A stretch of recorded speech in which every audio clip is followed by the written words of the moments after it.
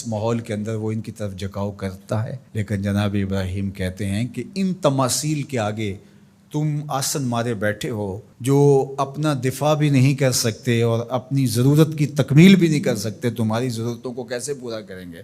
تو یہ میرے رب نہیں ہو سکتے۔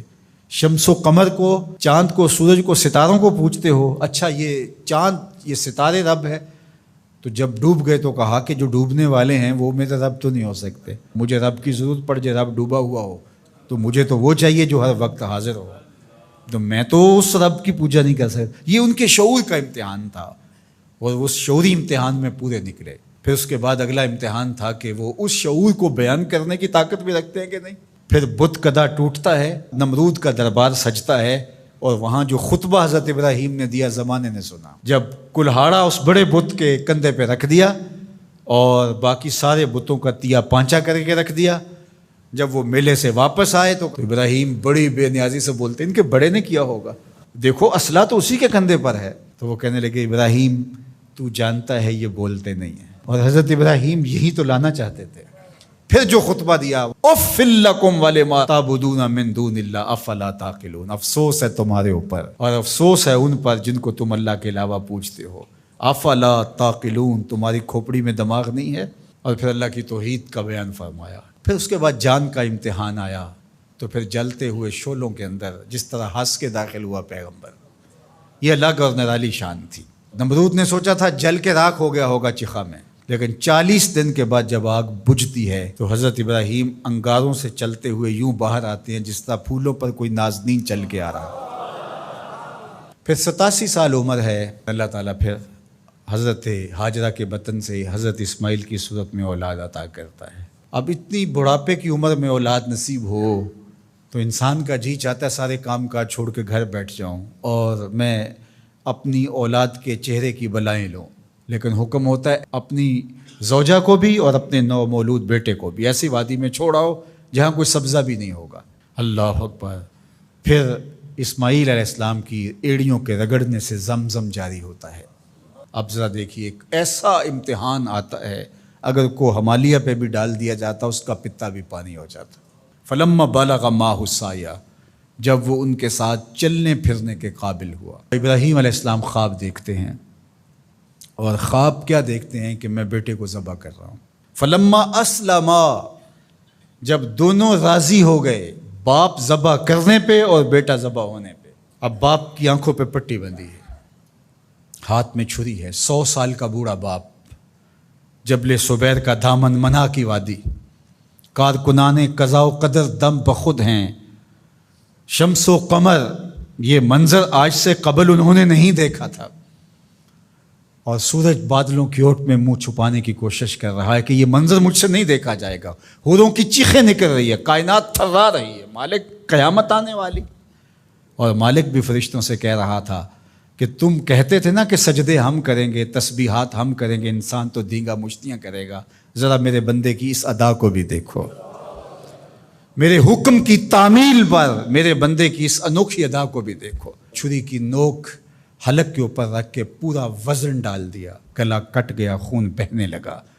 ابراہیم علیہ السلام ایک عجیب کیفیت میں، کیا کیفیت ہو سکتی ہے، میرے پاس تو لفظ نہیں ہیں۔ اللہ اکبر۔ جلدی سے جو ہے وہ آنکھوں سے پٹی کھولتے ہیں تو دیکھتے ہیں کہ منظر بدلا ہوا ہے۔ بیٹا سمجھ کے جس کو ذبح کیا وہ تو دمبا تھا، اور اسماعیل علیہ السلام پاس کھڑے مسکرا رہے ہیں، اور پاس حضرت جبریل امین بھی کھڑے ہیں۔ یہ اس بات کا عملی ثبوت ہے یہ وہ دمبا لے کے آئے۔ تو بے ساختہ جناب ابراہیم علیہ السلام کی زبان پر جو لفظ آیا وہ یہ تھا، اللہ اکبر، اللہ اکبر۔ تو حضرت اسماعیل بولے لا الہ الا اللہ واللہ اکبر۔ پاس کھڑے جبریل بولے اللہ اکبر وللہ الحمد۔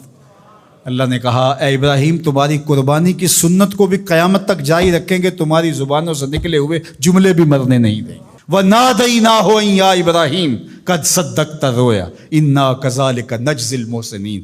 اس حال میں ہم نے ندا دی ابراہیم تو نے واقعی خواب پورا کر دکھایا۔ إِنَّ هَذَا لَهُوَ الْبَلَاءُ الْمُبِينُ۔ اللہ فرماتا ہے یہ بہت بڑا امتحان تھا، یہ چھوٹا امتحان نہیں تھا۔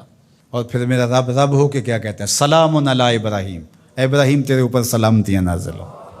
اللہ اکبر۔ پرسوں بھی میں کسی منڈی کے قریب سے گزرا، کہتے ہیں یہ اس علاقے کی سب سے بڑی منڈی ہے، تو ہزاروں جانور، ہجوم محبت، اور سڑکوں پر، گلیوں میں، بازاروں میں کوئی یہاں گائے لے کے جا رہا ہے، کوئی بیل، کوئی اونٹ اٹھا کے لے کے جا رہا ہے، تو بے ساختہ میری زبان سے یہی نکلتا ہے، سلام علی ابراہیم، ابراہیم تیرے اوپر سلامتیاں نازل ہوں، اللہ اکبر۔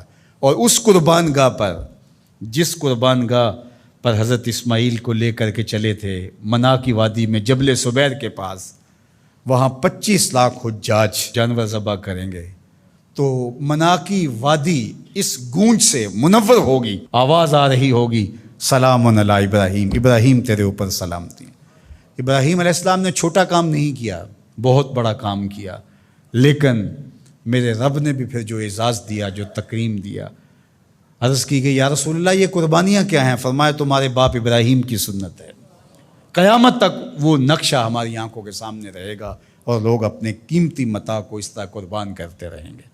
ہمارے ایک بزرگ فرمایا کرتے تھے کہ ہر بندے کا کوئی نہ کوئی اسماعیل ہوتا ہے، جب تک وہ اپنے اسماعیل کی گردن پر چھری نہیں رکھتا رب کا قرب نصیب نہیں ہوتا۔ تو اپنی عزیز ترین متاع اللہ کی راہ میں قربان کرنے کا موقع آ جائے، وہ جان ہو، وہ اولاد ہو، وہ مال ہو، وہ منصب ہو، جب حالات تقاضا کریں اور آپ کو لگے کہ میرے مالک کا مجھ سے یہ تقاضا ہے، تو راہ خدا کے اندر قربان کرنے کا جب یہ جذبہ اس لیول تک پہنچ جائے، تو پھر آپ اس نور سے مالا مال ہوتے ہیں، اس فیض سے فیض یاب ہوتے ہیں۔